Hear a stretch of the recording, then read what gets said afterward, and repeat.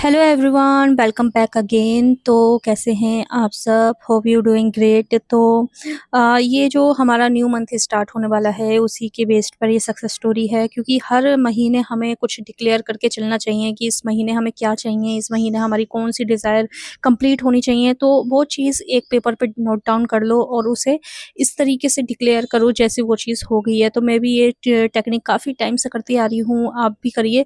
और ये पूरा डिटेल में समझाया, ये सक्सेस स्टोरी है एक, और इन्होंने पूरा डिटेल में समझाया है कि किस तरीके से आप डिक्लेयर कर सकते हो अपने मंथ को। और इसमें ये चीज़ है कि आपको इतना डेस्परेट नहीं होना पड़ता, मतलब लिख दिया है बस एक बार, और बार-बार स्क्रिप्टिंग करने की ज़रूरत नहीं है, क्योंकि बहुत से लोग बहुत लेज़ी हो जाते हैं, उन्हें लिखना पसंद नहीं होता इतना। तो एक बार डिक्लेयर कर दो कि आपका मंथ कैसे जाने वाला है। और जो मैंने मई मंथ का ग्रुप स्टार्ट किया था उसमें भी काफ़ी लोगों की सक्सेस स्टोरी आई हैं डिक्लेरेशन पे, तो वो भी लेकर आऊँगी मैं। और इसके बाद चलो पहले इनकी सक्सेस स्टोरी सुन सुन लेते हैं, फिर इसके बाद मैं बताने वाली हूँ नेक्स्ट प्लान क्या है हमारा। ओके।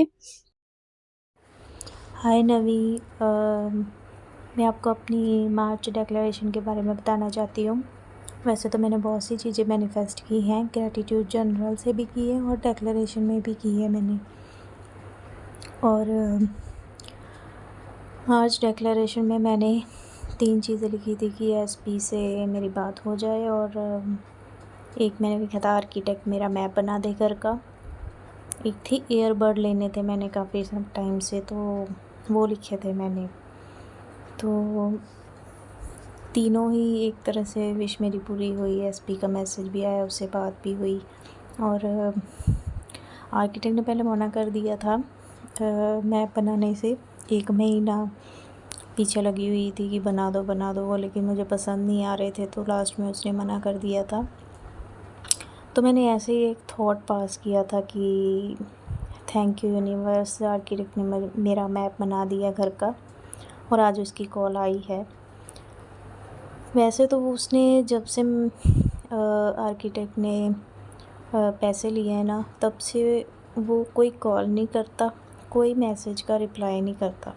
हमेशा हर बार मुझे ही कॉल करनी पड़ती थी। और उस दिन जब मैंने यूनिवर्स से बोला कि मैप बन गया है, और उसने मुझे खुद कॉल की है आज, ये भी लिखा था मैंने उसमें। तो ये लिखा भी मैंने कोई इंटेंशन रख के नहीं था, ऐसे ही मैंने सुबह मैं जॉब पे जाने वाली थी, तो मैंने सोचा मैं लिख दूँ। तो तभी बस 2-3 लाइंस में मैंने लिख दिया था, लेकिन फीलिंग्स के साथ ही लिखा था मैंने। तो वो भी आप ऐसे भी समझ लो कि वो भी मैनिफेस्ट हो गया। अलग से भी मैंने लिखा था ग्रैटिट्यूड जर्नल में, और डेक्लेरेशन में मैंने 1 महीना पहले से ही लिखा हुआ था। वो ऐसा होता है कि जब मैं डेक्लेरेशन लिखती हूँ ना, तो मैं उसके बाद देखती नहीं हूँ उस डेक्लेरेशन को कभी भी। महीना भर जब नेक्स्ट मैं अपना लिखती हूँ ना, मैं मंथ का, तो मैं एक बार पीछे का पढ़ती हूँ कि क्या मैनिफेस्ट हुआ और क्या नहीं हुआ। तो उसको मैं येलो मार्कर से मार्क कर लेती हूँ कि ये मेरा मैनिफेस्ट हुआ है। तो ये मेरी मार्च मंथ के डेक्लेरेशन की success story. Thank you so much. Declaration में मैंने लिखा था, स्टार्टिंग में करती हूँ सबसे पहले डेट लिखती हूँ, उसके बाद मैं पंजाबी हूँ तो मैं वाहिगुरु जी लिखती हूँ, एक ओंकार, और उसके बाद मैं लिख देती हूँ ओम नमः शिवाय भी लिख देती हूँ। फिर जैसे कि मैंने अप्रैल मंथ का डेक्लेरेशन करना है, तो मैं मार्च मंथ को पहले थैंक यू करती हूँ, जो भी मैंने मैनिफेस्ट किया है। अगर मैनिफेस्ट नहीं भी किया, तो जो मैंने लिखा होता है ना मार्च मंथ में, मैं उसके लिए एडवांस में ही थैंक यू बोल देती हूँ कि हाँ मेरा तो ये मैनिफेस्ट हो गया है, ठीक है। फिर उसके बाद मैं, जैसे कि ये अप्रैल मंथ है, तो इसके लिए मैं वेलकम टू अप्रैल मंथ लिखती हूँ। और थैंक यू वर्ड मैं सबसे पहले लिखती हूँ कि थैंक यू यूनिवर्स, आपने मुझे ये दिया, जो मेरी डिज़ायर होती है, चाहे वो एसपी से रिलेटेड हो या जो भी मुझे इसी मंथ में चाहिए, वो मैं लिखती हूँ। फाइनेंशियली भी लिखती हूँ, एसपी के लिए भी लिखती हूँ, और और भी अगर कुछ मेरा काम जो नहीं बन रहा है तो उसके लिए भी मैं लिख देती हूँ, जो कि मुझे इसी मंथ में चाहिए होता है। वो सब लिखने के बाद लेकिन मैं लिखती फीलिंग्स के साथ हूँ, ये मैंने नोटिस किया है। अगर मैं फीलिंग्स के साथ नहीं लिखती, मतलब कि जैसे मैं थकी हुई हूँ तो कई बार मैं लिख देती हूँ, वो इतनी जल्दी मैनिफेस्ट नहीं होता। लेकिन अगर आप बिना कोई इंटेंशन सेट किए बस हाथ में लेकर बैठ जाओ ना कॉपी को, और फीलिंग्स के साथ उस टाइम पे लिख दो, और ये मत सोचो कब होगा कब नहीं होगा, बस लिख दिया मैंने तो, अब तो यूनिवर्स को पता है कि कब होगा। अब ये भी मत सोचने लग जाना कि हाँ भी अप्रैल में लिखा हो, अप्रैल में ही होगा, मतलब नेक्स्ट मंथ भी हो सकता है, लेकिन वो होकर रहेगा। पहले भी हो सकता है, बाद में भी हो सकता है। कई बार हुआ है, मैंने डिक्लेरेशन में लिखा, मैं पिछले साल से लिख रही हूँ डिक्लेरेशन, और कुछ जो मेरी डिज़ायर्स हैं वो 1 महीने में भी मैनिफेस्ट हुई हैं, 10 दिन में भी मैनिफेस्ट हुई हैं, और नेक्स्ट मंथ में भी चला जाता है। Next month in the sense कि 10-15 दिन आगे हो जाते हैं। तो आप सब भी ऐसे ही लिखो कि फीलिंग से साथ ही लिखना है। लेकिन तो लास्ट में मैं thank you thank you thank you universe लिख देती हूँ। और अगर कोई भी पॉजिटिव अफर्मेशन है, जैसे कि मैं लिखती हूँ everything is working out in my favour, I always get what I want, ये वाली लिख देती हूँ। तो जो मतलब यूनिवर्सल होती है ना, वो वाली लिखती हूँ मैं। तो अपने साइन कर देती हूँ और डेट डाल देती हूँ फिर से, और उसके बाद फिर से अपनी कॉपी को मैं बंद करके एक बार मैं विजुलाइज़ करती हूँ कि जो जो मैंने लिखा है ना मेरा कंप्लीट हो गया है, और इसे एक मैजिक बुक की तरह मैं यूज़ करती हूँ। हाँ भी जो मैंने लिखा है ना, बस अब तो ये मेरा पूरा हो ही जाना है, बस ऐसे मैं डिक्लेरेशन लिखती हूँ, और उसके बाद मैं खुद ही भूल जाती हूँ। मैं मतलब मुझे याद नहीं रहता मैंने क्या लिखा है क्या नहीं लिखा, 2 दिन के बाद ही मैं भूल जाती हूँ।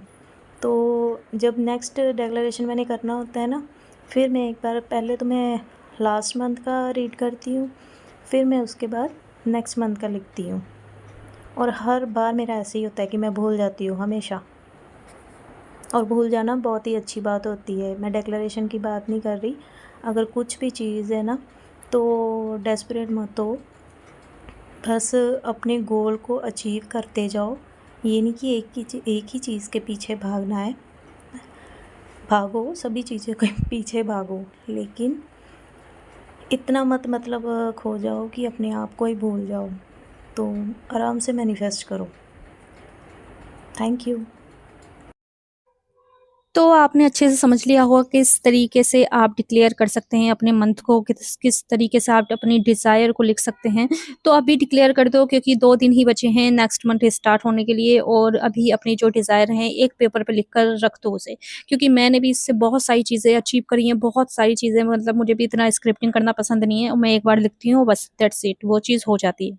एंड हाँ, तो अभी जैसे कि मेरा बहुत बिज़ी शेड्यूल चल रहा है, आप लोग मेरे पास मतलब बहुत सारे रिक्वेस्ट आ रही हैं कि मैम आप टीचिंग वीडियो कब लेकर आएँगी, और ये मतलब आप इतना लेट वीडियो क्यों लेकर आ रहे हो? तो इसका यही कारण है, मैं थोड़ा अपने पर्सनल चीज़ों में बिज़ी हूँ, और शायद 2-3 मंथ मेरे आगे के ऐसे ही जाने वाले हैं। तो मैं कोशिश कर रही हूँ कि धीरे-धीरे मैं लेकर आऊँ, और ऐसी मतलब वीक में 2-3 वीडियो मैं लेकर आने वाली हूँ। बाकी मैंने आपके लिए इतना कर दिया है कि आपको किसी भी कोच की ज़रूरत नहीं पड़ेगी, और बाकी तो मेरा जैसा कि हाल ही में मैंने टेलीग्राम ग्रुप स्टार्ट किया है, उसमें आपको फ्री चैटिंग मिलने वाली है। आप उसमें अपने दोस्तों से, मतलब और भी लोग हैं जिनकी डिज़ायर कंप्लीट हुई हैं, तो वो आपको समझा सकते हैं, और बहुत बातें करते हैं यार लोग, मतलब मैं उनकी बातें देखकर मुझे लगता है, उनके चैट देखकर लगता है काफ़ी अच्छे से वो लॉ ऑफ असम्पशन को समझ चुके हैं, एक-दूसरे की हेल्प कर रहे हैं, और जिसको नहीं आता उसकी हेल्प कर रहे हैं, जो चीज़ जो इस फील्ड में नया है उसकी हेल्प कर रहे हैं। तो ये मेरा एक मोटिव था कि आप ऐसे किसी आपको ऐसी कोई जगह मिले जहाँ आप अपनी हर चीज़ को को अपने दोस्त की तरह, अपने फ्रेंड्स की तरह उनको शेयर कर सकें, ताकि आपको सामने से भी हेल्प मिले। तो वही उसके अकॉर्डिंग ही मेरा पूरा जो टेलीग्राम है उसके अकॉर्डिंग ही चल रहा है। तो मुझे बहुत ज़्यादा खुशी हो रही है कि आप एक-दूसरे की हेल्प कर रहे हैं, तो आगे भी करते रहें ऐसे ही।